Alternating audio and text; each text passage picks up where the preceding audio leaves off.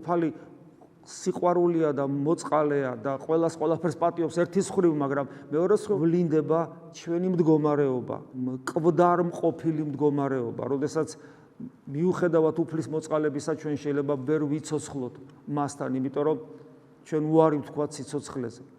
და აი ამგვარი იგავრი სახეები ამ შემთხვევაში დღევანდელიც კიდევ ერთხელ არის მოწოდება ეკლესიისა, რომ გამოვხიზლდეთ და მოვინდომოთ ჩვენი გაცოცხლება. ხშირად არიან ადამიანები, რომლებთანაც აი საუბრის დროს იგრძნობა, რომ მათ არ მოსწონთ თავიანთი მდგომარეობა.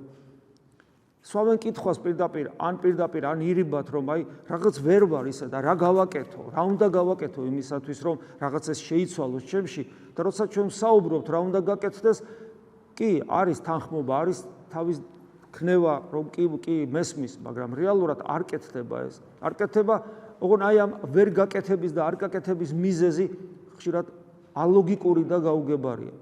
თითქოს ჩვენ სხვა რაიმე საქმე გქონდეს, ამაზე მნიშვნელოვანი.